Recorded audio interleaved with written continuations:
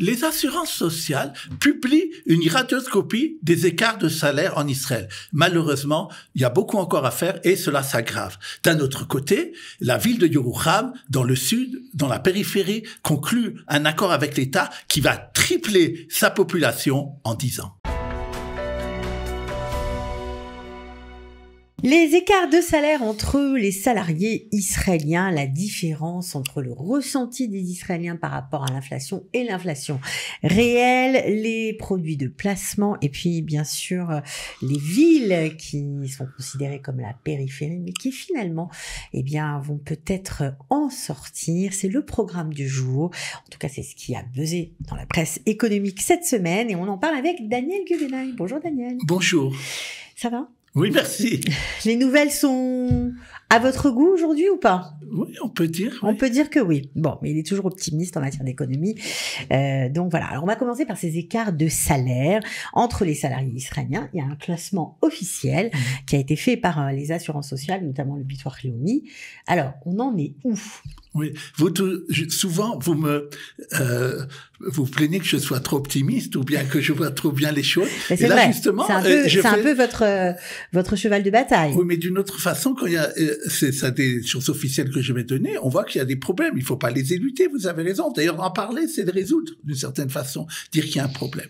Alors, qu'est-ce que justement dit ce rapport de l'Bitoire Leumi, donc c'est l'assurance sociale en Israël, comme vous avez dit. Donc c'est un rapport officiel et très bien documenté parce que on peut pas mentir, ça vient de ce que les salariés eux-mêmes déclarent. Donc c'est vraiment quelque chose, on dirait, scientifique comme analyse qui a été faite. Et donc, ça a été présenté à la presse cette semaine et ils disent la chose suivante. D'abord, faut rappeler le chiffre. À la fin 2024, on avait un salaire moyen. On va reparler à moyen, c'est-à-dire il y a des gros salaires, il y a des tout petits salaires. Le salaire moyen était de 14 657 shekels. Il est plus ou moins, à mon avis, à l'heure actuelle, à ce niveau-là, autour de 15 000 shekels. Et ce qui se passe, c'est que il a augmenté en 2024 de 5% à peu près, alors que l'inflation n'a été qu'autour de 3%. Donc, les salariés, malgré la guerre, ont eu un pouvoir d'achat réel qui a augmenté plus que l'inflation, en tout cas au niveau du salaire moyen.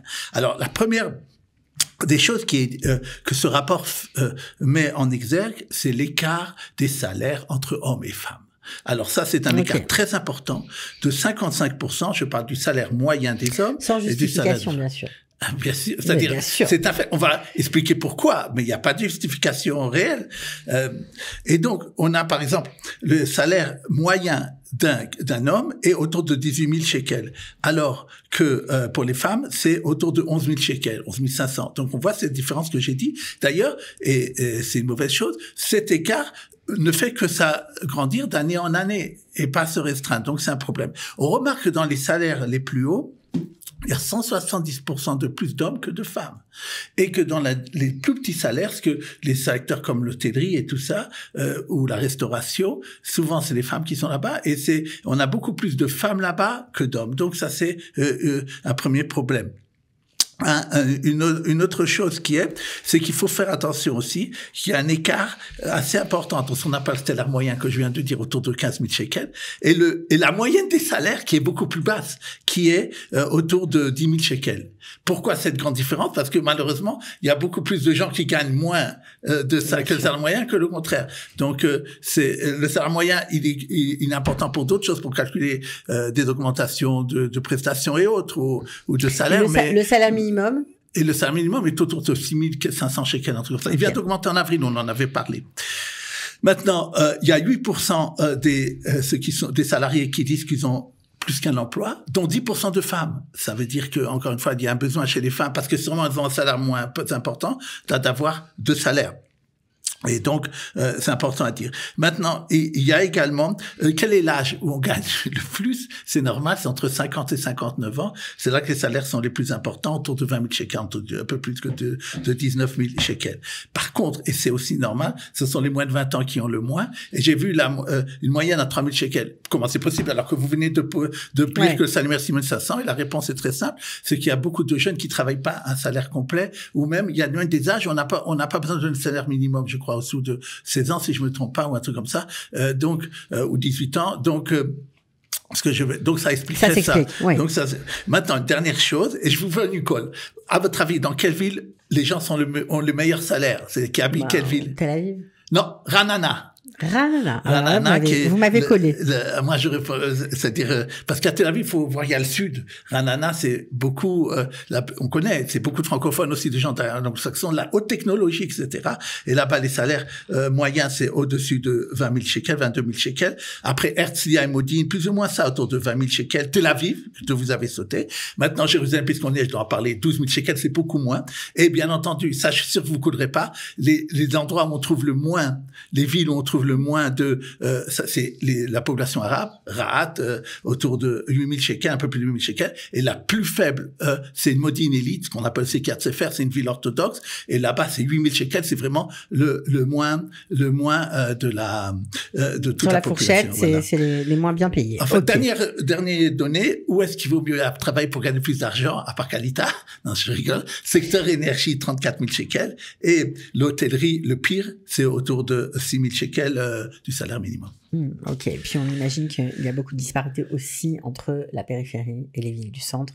Malheureusement, c'est ce qu'on vient de... c'est ça, périphérie, quand on est une femme, c'est encore pire. Bon, malheureusement, ben oui, c'est comme ça, c'est très énervant, mais c'est les clichés, on la vie dure parce que malheureusement, ils sont réels. Voilà. Alors on continue avec la différence entre le taux d'inflation et le ressenti des Israéliens, surtout lorsqu'ils vont à la caisse et qu'ils regardent leur ticket. Ils ont l'impression que l'inflation est beaucoup plus importante que ce que les économistes disent.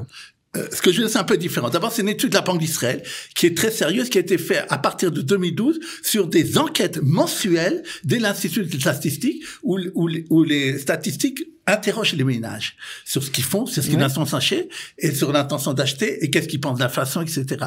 Et donc, ça nous permet de savoir aussi comment ils réagissent, d'accord? Et qu'est-ce que cette étude, elle vient à la conclusion suivante? On a parlé hors rideau, c'est-à-dire avant l'émission, et vous m'avez dit c'est évident, c'est que le consommateur moyen israélien n'est pas sensible ni aux chiffres du dernier mois de l'inflation, ni aux prévisions qui sont de la presse ou par l'Institut statistique ou par la Banque d'Israël.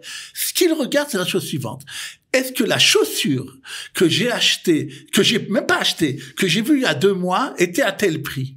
Et maintenant, je vois que là où je suis dans le centre d'achat, a beaucoup augmenté. A augmenté par rapport à ça. Donc, moi, je veux me dire dans ma tête, elle va encore augmenter. C'est pas obligatoirement pour tous les produits. Ça peut être si cette personne-là fait attention, elle regardait, elle écoutait notre chronique, elle verrait peut-être c'est pas ça, que peut-être ces choses-là n'augmenterait pas la prochaine fois. Mais eux, ils se basent sur le ressenti, sur ce qu'ils voient au magasin. Et alors, qu'est-ce qui se passe? C'est que s'ils ont l'impression que le prix monte à la caisse, c'est-à-dire même pas à l'achat, au fait qu'ils ont vu d'une autre affiche il y a quelques mois, alors ils vont acheter. Au contraire, si ça leur semble qu'il y a stabilité, même s'ils évoquent qu'il y a une grande inflation à part ça, eux, ils vont l'Israélien retarde les achats importants comme les meubles ou les choses comme ça, ou l'électroménager, je sais pas, des investissements lourds, tant qu'il peut, quoi. Donc ça, c'est intéressant. C'est aussi intéressant Il y a une différence, peu importe ce que les chiffres disent, les Israéliens se sentent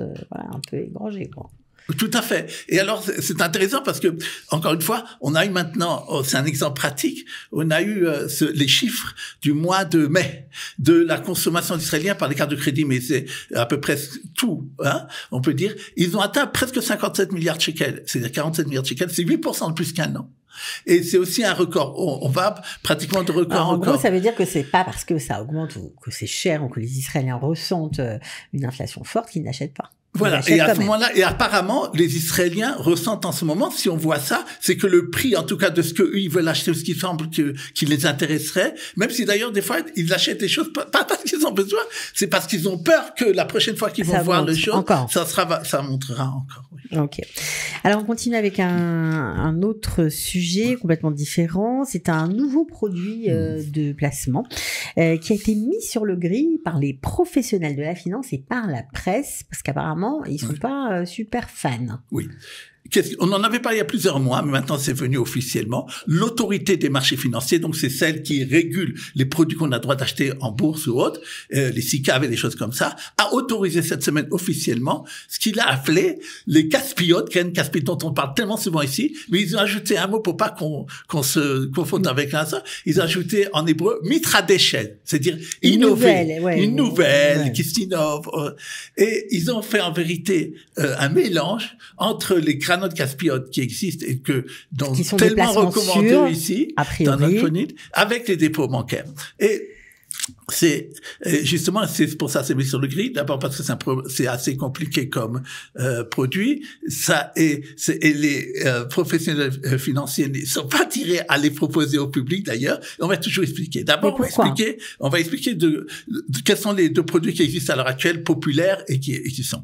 C'est d'abord encore majoritairement, même à 90%, les dépôts bancaires. Ça veut dire que c'est normal parce que les banquiers savent combien vous savez dans la banque. Quand on vous dit, vous savez, vous avez tant et tant en compte courant, on peut vous proposer un dépôt bancaire. Et on vous le rémunère. Ça peut être semaine, mois, année, comme vous voulez, même à journée. Et en fonction de ça, obligatoirement, vous sortez au moment où vous choisissez. La plupart du temps, vous avez un impôt de 15% sur les intérêts que vous allez recevoir. Et ça marche comme ça. Et bien entendu, vous savez le départ, vous savez souvent l'arrivée, bien que souvent, il faut dire encore une fois, souvent les banques maintenant proposent des dépôts qui sont pas tout à fait sûrs. C'est-à-dire qu'ils disent, on te propose primes, ça veut dire 6% à l'heure actuelle, moins 2%, moins 3%. Pourquoi ils font ça? Parce que si jamais la Banque d'Israël baisse les taux, eux, ils baisseront en même temps la rémunération aux déposants. D'ailleurs, il faut remarquer que bien maintenant que la Banque d'Israël n'a pas encore baissé, eux, ils ont déjà baissé les taux fixes qu'ils donnent aux gens maintenant, qui sont pas variables comme je viens de parler. Donc, c'est vraiment dur c'est vraiment pas un produit vraiment attractif par rapport à ça. Les granotes caspiotes, comme je dis souvent ici, formidable. Là, vous avez pas besoin de décider quoi que ce soit. Tous les jours, du dimanche au jeudi, vous pouvez acheter, vendre, n'importe où, la somme, ou moins, et tout à fait libre, aucune commission à côté, aucun frais de garde, etc. Et bien entendu, vous pouvez ne jamais payer d'impôt si jamais vous ne faites pas de retrait. Et surtout, l'impôt, à l'heure actuelle, beaucoup moins fort, parce que même s'il paraît plus important en tant que taux, puis c'est 25%, il dit, mais attendez, si vous avez moins que l'inflation, alors, dans la période où vous avez laissé ces Keren Caspid, alors vous payez pas d'impôt. Et donc, en ce moment, ça a été très, très intéressant. Donc là, c'est deux statuts alors, qu'est-ce qu'il a fait? Qu'est-ce qu'ils ont dit? C'est quoi la mitradeshet? Maintenant qu'on a posé les deux choses, qu'est-ce qu'il y a de mitradeshet? Il dit comme ça. Vous aurez, les banques et tout ça, et le marché financier maintenant proposera un Keren Caspid qui, je dis encore mitradeshet, donc le nouveau qui va proposer, c'est quoi? On vous dira comme ça, vous le laissez à un mois, c'est sans doute que vous allez recevoir. D'abord, c'est à la différence du dépôt bancaire, où là c'est sûr, sauf dans les taux variables, et disons, dans les taux fixes c'était sûr. Là ils disent non, normalement vous devrez recevoir ça, ce qui est attendu, vous devrez recevoir ça. Si vous le faites avant, si vous sortez avant, à la différence d'un dépôt bancaire où vous avez des pénalités, là vous n'avez aucune assurance. Vous pouvez sortir avant, mais peut-être vous perdez du capital, quoi. Donc ou moins que c'est un placement qui est pas très sûr. Là c'est pas obligatoire, c'est beaucoup moins, c'est moins sûr qu'un dépôt bancaire et c'est moins intéressant financièrement qu'un Keren Caspid normal.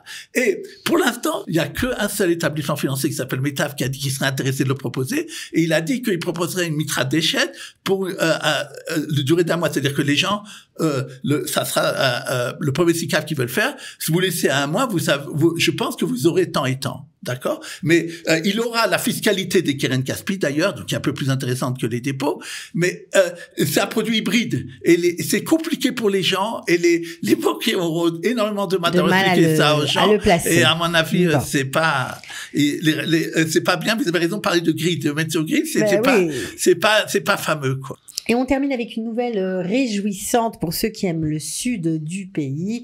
Alors, on connaît tous la ville de Yerouham, une petite ville du sud, on va dire vraiment symbolique de la périphérie, où il n'y a pas beaucoup de travail, c'est compliqué, mais il y a beaucoup d'efforts qui ont été faits pour sortir cette ville de l'ornière, notamment je pense à la maire Tal Ohana qui a fait un travail exceptionnel il y a quelques années, et on est content content d'annoncer, franchement, c'est une super nouvelle, que Yerouham a signé un accord avec l'État visant à tripler le nombre d'habitants dans les 10 prochaines années.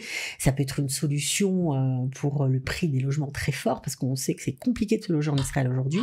Donc là, on peut avoir du terrain, acheter des belles villas, c'est beaucoup moins cher. Et puis, on espère que cet afflux d'habitants va changer, quoi, la donne de cette ville. Oui. D'abord, je fais un très grand compliment à nos auditeurs en disant, vous avez sûrement tous entendu parler de Yerouham. Je ne sais pas si tout le monde connaît cette ville-là. Et c'est dans le sud, voilà. Justement, c'est pas loin de Beersheba, c'est un quart d'heure en voiture de Beersheba. Et ce qui est intéressant, donc, c'est un accord qui a été fait entre la maire, qui est très, très dynamique, vous avez raison de dire son nom, et avec l'État, qui vise, dans les 10 prochaines années, à tripler le nombre de personnes qui habitent. Il y a maintenant 12 000 personnes, elle veut en faire 36 000 habitants, et donc d'être un des principaux ancres du développement du Sud. C'est ça l'idée de cet accord qui a été fait. Ce sont des milliards de shekels qui sera mis par l'État au niveau des infrastructures et au niveau aussi des logements. Alors, puisqu'on a parlé logement, c'est très intéressant ce que vous dites. D'abord, parce que vous avez parlé des villots, ils vont donner des centaines d'appartements, villas, c'est-à-dire des terrains où on pourra construire des villas. Il y a des terrains immenses et magnifiques, quoi. Qui sont comme le désert. Qui sera réservé en priorité aux Milou-Mikim pour leur remercier d'avoir été c'est-à-dire ceux qui font le service pas obligatoire volontaire de Madava, qui ont été qui se sont battus pendant des mois, oui. Et également des gens de Yerouham et de la périphérie. Ça sera les 3 priorités pour ça. Donc, ils vont aussi bien sûr proposer des appartements qui sont aussi bien sûr bien meilleur marché qu'ailleurs, mais en plus de ça, il faut savoir que pour les gens qui vont aller habiter Yerouham, il y a une bonification fiscale, puisque comme vous l'avez dit, c'est une périphérie, donc on paye, je crois, 18% moins d'impôts sur ce qu'on paie, donc c'est très intéressant, c'est près de tout en fait, et donc voilà, c'est vraiment, comme vous dites, une bonne nouvelle et réjouissante. Voilà, ben ça nous fait plaisir de terminer comme ça. On vous souhaite une bonne semaine, Daniel, et on vous dit à la semaine prochaine. Avec plaisir.